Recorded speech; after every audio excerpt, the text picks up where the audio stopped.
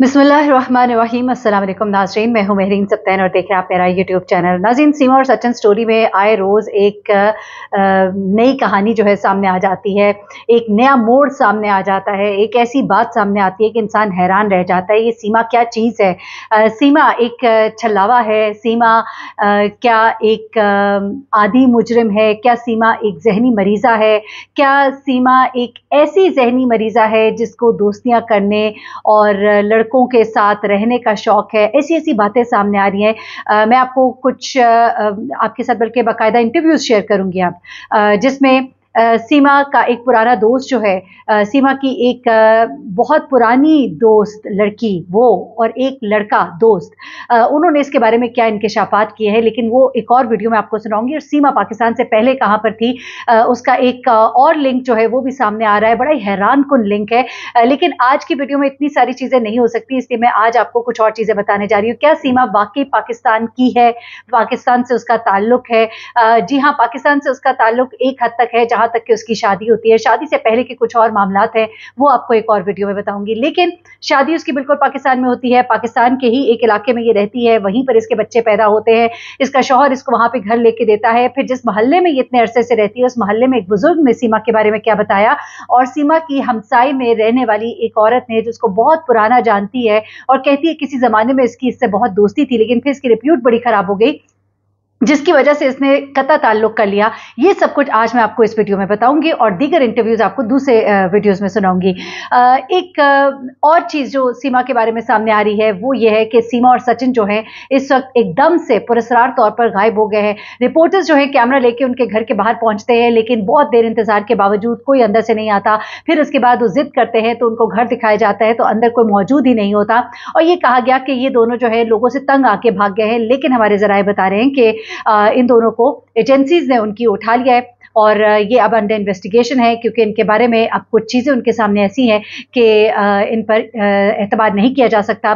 सीमा को या डिपोर्ट किया जाएगा और पता नहीं डिपोर्ट कौन से मुल्क किया जाएगा, और उसके अलावा सीमा को क्या सज़ा भी हो सकती है, क्योंकि सज़ा के हवाले से कुछ चीज़ें सामने आ रही हैं, क्योंकि जिस तरह से वो आई है वहाँ से गैर कानूनी तरीके से, और ये शादी जो वक़्फ़ पज़ीर हुई है, इसमें सचिन को भी और सीमा को भी दोनों को सज़ा दी जा सकती है। ये भी अभी इज़हार किया जा रहा है वहाँ पे, और वहाँ पे जो कानूनदान है वो भी इस बात का इकरार कर रहे हैं कि ऐसा कुछ हो सकता है। अलबत्ता सीमा के बारे में ये कहा जा रहा है कि इसको एजेंसीज ने अब अपनी कस्टडी में ले लिया है, और इसका यानी कि जो दोस्त या शौहर तो हम उसे नहीं कह सकते, लेकिन जो भी है ये सचिन, वो भी अंडर इन्वेस्टिगेशन है एज फैसिलिटेटर, यानी कि उसको फैसिलिटेट करने के जुर्म में वो भी जो है उसे भी अंडर इन्वेस्टिगेशन रखा गया। आप इसे गिरफ्तारी कहे या इसको नज़रबंदी कहे या आप जो भी इसको कहिए।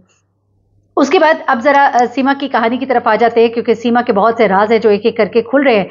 सीमा का कैरेक्टर जो है वो बड़ा ही अजीब-ओ-गरीब किस्म का है। सीमा के बारे में कहा जा रहा है कि बहुत ही ज़्यादा पबजी की तो शौकीन थी, लेकिन उससे भी ज़्यादा क्रिकेट की शौकीन थी, और गालिबन उसके इंडिया जाने का मकसद, इस लड़के से शादी करने का मकसद जो है वो क्रिकेट मैच देखना है, जो कि मुझे बड़ा हिलेरियस लगता है कि क्रिकेट मैच के लिए उसने अपना घर बेच दिया, बच्चे पकड़े, वहाँ चली गई। मुझे लगता है मकसद इससे कहीं ऊपर का है, लेकिन जो लोग इसको जानते हैं, जो इसके इर्द-गिर्द रहते हैं, वो इसके बारे में कुछ ऐसे ही क्लेम कर रहे हैं। ज़रा मैं पीछे जाती हूँ, आपको थोड़ी-सी बता देती हूँ चीज़ें जो सीमा के बारे में अभी लेटेस्ट मालूम हुई हैं, क्योंकि पाकिस्तान में जो उसके अज़ीज़ व अक़ारिब हैं, यानी कि उसके जो इन-लॉज़ की तरफ से, उसके ससुराल की तरफ से जो अज़ीज़ व अक़ारिब है, वो बहुत परेशान है। कराची मलिक कैंट में सीमा की गुमशुदगी की पुलिस को जब रिपोर्ट इसके ससुर ने दी, तो उन्होंने साथ ही कहा जी एफआईआर ना दर्ज कराइए का। हमारे यहाँ औरत की गुमशुदगी से मुताल्लिक ज़रा थोड़े तहफ़्फ़ुज़ात पाए जाते हैं, शर्मिंदगी की वजह होती है, बदनामी ना हो, ये सब कुछ चीज़ें होती हैं। तो एक माह कबल उन्होंने जो ससुर थे अमीर जान वल गुलाम मोहम्मद, उन्होंने एक दरख्वास्त दी थी और सऊदी अरब में मुकीम अपने बेटे गुलाम हैदर की तरफ से कि उसकी अहली और 4 बच्चे जो है वो नहीं मिल रहे, उनके बारे में मालूमात नहीं है। और उसमें उन्होंने बताया था कि मैं सुबह सिंध के शहर जैकबाबाद का रिहायशी हूँ, और 10 मई को सऊदी अरब से मेरे बेटे ने फ़ोन किया और कहा कि मेरे बच्चे और अहलिया का कुछ पता नहीं लग रहा, उनका पता किया जाए। तो उसके बाद बेटे के कहने पर वो कहते हैं जैकबाबाद से मैं कराची पहुंचा और अपने बेटे के घर मैं पहुंचा, जो कि बख्शगोट गुलिस्तान जौहर में है, और बेटे के घर पहुंचकर मालिक मकान यानी कि जिसको इस लड़की ने घर बेच दिया था और इर्द गिर्द रहने वालों से जब मालूमात हासिल की, तो उन्होंने बताया कि उनकी बहू अपने बच्चों के साथ अपने गाँव चली गई है, जहाँ वो अपने लिए घर ले रही है, क्योंकि उसने ये घर बेच दिया था और लोगों को उसने यही बताया था। फिर अमीर जान कहते हैं कि गांव राब्ता करने पर मालूम हुआ कि उनकी बहू तो बच्चों के साथ गांव कभी पहुंची ही नहीं थी। फिर उसके बाद वो कहते हैं कि ये दरखास्त में उसने ये भी कहा कि एफआईआर मेरी दर्ज ना की जाए, अपने तरीके से कोशिश करे, पता लग जाए तो हमें इत्तला दे दें। उसके बाद ये जो है ससुर इसके गायब हो जाते हैं और उसके बाद दोबारा वो नहीं आते हैं। अच्छा, उसके बाद फिर इस खातून के बारे में इल्म होता है कि इंडिया खातून पहुंची और पता लगता है कि ये औरत जो है ये यही है। अब इसके इलाके में जिला शर्की में, कराची जिला शर्की का इलाका है गुलिस्तान जौहर, यहाँ पर अब टीम पहुंची और टीम ने पहुंचकर जब इन्वेस्टिगेशन करने की लोगों से कोशिश की तो लोग जरा घबराए हुए थे। अहले मोहल्ला जो है सीमा के बारे में बात नहीं करना चाह रहे थे, क्योंकि वो समझते हैं कि वो एक बहुत ही बदनाम औरत है और उसने अपने मुल्क का नाम न सिर्फ खराब किया, अपने दीन के साथ उसने जो बेवफाई की, जो अपने दीन की नहीं, अपने शौहर की नहीं, अपने मुल्क की नहीं, वो औरत किसी और की क्या हो सकती है। तो लोग उसके साथ उसके बारे में बात करना भी अपने लिए एक शर्मिंदगी और अपने लिए बाइस शर्म जो है करार देते हैं। और उससे अपनी जो खास तौर पर जो इसकी एक दोस्त थी, जब इसने इसके बारे में बात की तो उसने कहा कि आप यकीन मानिए कि मैं इसके बारे में बात कर रही हूँ, लेकिन मुझे ये डर है कि मुझे लोग जो है ताने मारेंगे कि तुम एक कैसी औरत की दोस्त थी, तुम्हारा ताल्लुक एक ऐसी लड़की के साथ था जो न दीन की न मजहब की, जो इतनी खराब औरत है। क्योंकि माजरत के साथ ही खराब औरत मैं लफ्ज बार बार इसलिए इस्तेमाल कर रही हूँ क्योंकि ये कुछ लोग कह रहे हैं, ये मैं नहीं कह रही। वो ये कह रहे हैं कि इसके ताल्लुकात बहुत ज्यादा थे, इसके ताल्लुकात के बारे में अब बहुत चीजें सामने आ रही हैं। अब यहाँ पे ये क्या है, बड़ी माजरत मैं एक बार फिर से कहूंगी, मुझे बोलने के बाद भी अब ये एहसास हो रहा है कि ये अल्फाज जो है शायद कुछ ज्यादा मैंने स्ट्रिक्ट बोल दिए, लेकिन मैंने अपने से नहीं बोले, ये अल्फाज जो है इसके बारे में कहे जा रहे हैं। अच्छा, अब यहाँ पर इलाके के एक बूढ़े शख्स है, उन्होंने नाम ना जाहिर करने की शर्त पर बताया कि जिस लड़की के इंडिया जाने की बात की जा रही है वो इस इलाके में रहती थी, उनके 4 बच्चे थे। ये साहब जो है यहाँ पे बहुत पुराने रहने वाले, उन्होंने कहा कि इसके 4 बच्चे थे। हैदर के बाहर जाने के बाद वो कहते हैं कि इस इलाके में तमाम अफराद मुतवस्सित तबके से ताल्लुक रखते हैं। अब हैदर जब बाहर चला गया तो उसके घर के हालात कुछ बेहतर हो गए। बच्चे इसके आमतौर पर वो कहते हैं कि बाहर खेलते नजर आते थे। फिर उन्होंने कहा कि इलाके में कभी इस नौयत की कोई बात नहीं सुनी, इसलिए अंदाजा नहीं हुआ कि सीमा जो है वो एक बार पहले भी पाकिस्तान से नेपाल जा चुकी है, यानी कितनी खामोशी से इसने ये तमाम काम किया। फिर वो कहते हैं कि आमतौर पर ईद पर या छुट्टियों पर गर्मियों की लोग अपने गांव वगैरह चले जाते हैं, तो हमने भी यही सोचा कि अपने गांव चली गई है, हमें तो ये भी नहीं पता लग सका कि ये मकान बेचने के प्रोसेस में है। उसके बाद वो कहते हैं कि जब हमने इसको मीडिया पर देखा तो मालूम हुआ कि ये तो अपने शौहर को छोड़कर बच्चों के साथ इंडिया चली गई और वहां उसने शादी कर ली है, और हमें तो अंदाजा भी नहीं था कि ये इतनी बोल्ड खातून है। उसके बाद इस खातून का जो शनाख्ती कार्ड नंबर है उसके बारे में भी मालूमात जो हमने हासिल की, वो इलेक्शन कमीशन ऑफ पाकिस्तान के रिकॉर्ड में इसका शनाख्ती कार्ड मौजूद है, तो ये इसका पाकिस्तानी होने का यहाँ तक तो अंदाजा होता है। लेकिन फिर मैं वही बात करूंगी कि शादी से पहले के कुछ मामलात इसके कुछ और हैं, कहाँ से आएगी, कौन है ये आपको दूसरी वीडियो में जानने को मिलेगा।